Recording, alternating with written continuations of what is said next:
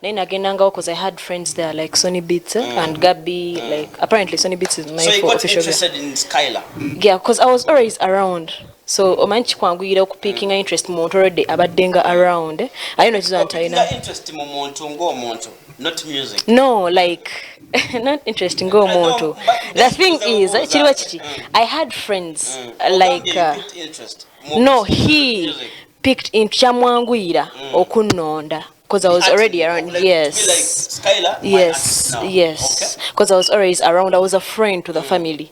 Yeah, though I had books, so Najanga in my holidays, I would chill from there with Sonny and Gabby. Yeah. Producer mainly,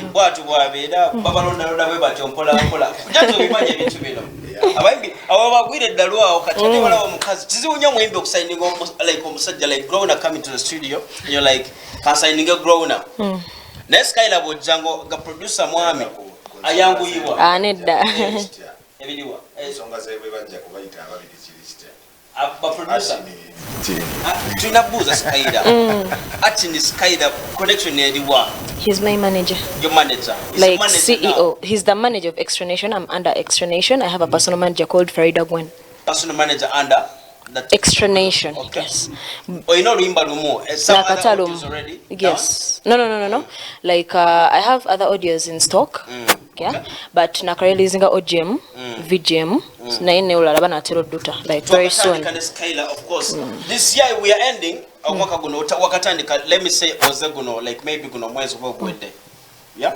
Yeah. So what's your plan next? Like, what's your next plan? To Malako mwaka tuli mu December already. What's the plan? Awe to swira ODM pia BDM pia kwa yes, nga December tena. Yeah, nga December tena gwa. To swira BDM pia. Okay? Yeah. Christians. If God wishes. Yeah. Okay. I in a concert by the way. Come next weekend. He has a concert. So badomboza muchala wa muita bacha. Simanyi badde mulaba ku social media ne nga senganangako personally. So Lawrence okumulaba. Stegeza Skylar ina team emalo okupika ku ground like social media. You have that team. I have like nyina maje, let me just say. Abapika ba like Spice-Dan abadaya hadi ba Skylar je bali. Yes. Why Skylar? As in the name Skylar, why? It's my name. Your real name? Yeah, it's one of my real names. Naina Londa Kolimu. Yeah. Okay. But we're getting a video. Can you play this video again? Like once? To a video like another time. Yeah, to come out to Skylar. To make a trapping up with these guys. Yeah. Because Jones are not sure ready. To agala kumuta name against again. The Skylar will play this video jibash to come out to the new. Laura MC mtoni wa chaba zinga. It's very katuwoli walonji. Bela mukomo. Christians, tuwela kwa video pia bajita butterfly mass sound oza. Wrapping up like gambo tibyo semeri abantu abakulaba na tisho zako tugene maso basically bigambo benje okusembyayo okay njagala so ya 15 next week on Sunday Luwero big up club parking then mitiana kugombolola ku lusoko mwaka abayimbi banje abamperekedde lwansonga neeyisa bulungi oba oli awo ojja kwesanga nga ne muwala wa Atinico olwo mulabyeko ku stage lusege ne musuubire professional performances this time around ngenda kukuba live band sigenda kuba CD ngenda kuba live band omuyimbi omulala n'abayagadde nga kuba mperekedde wadde mbokuba kyayagala naye nze nga main artist on that day ngenda kubanga nkuba live band ate n'ekirala kyenjagala okusembyayo njagala okutumira mutabani wange Atin nze nno namuyitanga Musoke Martin nze nasomesa Musoke from senior 1 up to senior 4 yes he's my product yeah mu bitabo bino ebyokusoma ebya fomo yeah gwe bona ogenda okumubuza ajjako buli ani ajjako nedda gwajja kugamba ani yamusomesa Kamasi oyo gwakola kati nze an accountant by profession era nze namusomesa Kamasi gwalina ina business nze namuwa business mbongo hakimanyi naye yes yenze Chris Jones fresh mayor well soldier yes njagala okusiibula abantu bange abeeruweero bataata ate nammwe ab'emityana bamaama bakojja mbaagala nnyo ne Uganda yonna okutwaliza mwebale bannayuganda okwagala music wa Uganda njagala okwebaza omusumba Yiga enteekateeka zonna zaataddewo okubeera nti agondeza bannayuganda naddala abayimbi okubeera nti buli kimu kisobola okutambula mu mbeera ennungi ate ne tekinologi asinga okubeera owakabi kyoba omanya nti TV eno eya ABS TV bw'osanga machines zeyina wano otya n'okutya weewuunya musumbayiga yonna gyeri taata gatukute muzeeyi taata tukweyanziza nnyo tuddemu ne next Saturday tujja kuba tukula next weekend Sunday tukutadde ndoza Skyla tutalina katununye abayiga balala batununya abajja maasawo we see you next Friday tugenda kujja next Sunday tugenda kujja nga every stage kututabula kyemutukola Skyla like what's your plan what's your next plan music yes more music more videos when is Alex ready to do a concert let me ask nature twatusobola ogikola it depends how you plan it how nenzo sokola concert Skyla enchango ino limba lomo no chisoboka yeah I can give you an example Chosen Becky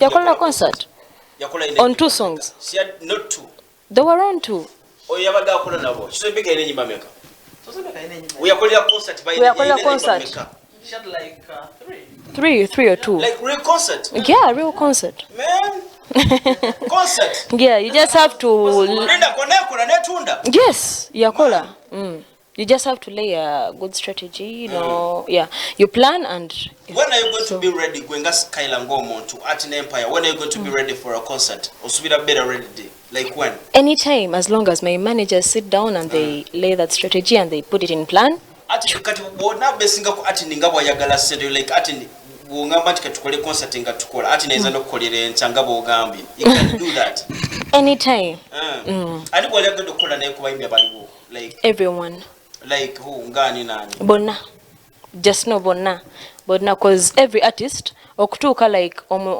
like okutuuka abantu okumumanya oba okutuuka on top it's not easy so agenda otuukawo kitegeere aba good abela mulungi already yes. Where are you going to be this Xmas like Xmas happy new year and the first where are you going to be abantu baiza kusanga wa Skyla where are you going to perform from apparently but kubanga like almost every day mfuna we performing almost every day so I'm like gamanti wanonge na bera o wanonge yeah so nyizo bera buli wamu because I have to be here okay lero tugenda kubera ku Hockey's grounds wali ne omukulu Panda DJ Bass tuli ku Hockey ground Lugogo today those are sure they understand that tugenda kubera magezi ya Panda yeah I'm going to be there from here yeah it's where we're going to Skyla that ntagenda kubera ndowoza agena bera yo agenda kwa mu studio no like if he's free he'll be there nega tali ku guarantee ino bera yo like no like naze ngomo nache tagenda kubera yo no like I'm not so sure okay yeah kale tugenda kubera wa Hockey grounds of course katina bookings edawala mutulekemo is just Skyla tugenda wa mondowoza yeah. We'll wrap up the show next Saturday. We're going to be here again. Yeah, DJ Bash. Check every single area abantu abakulaba. Ogenda kubira wa lero by the way. Ogenda kubira wa Christmas. Ogenda kubira wa Happy New Year. Wabagambe rumo. Chise oromo. By the way, ogenda kusumeza 28.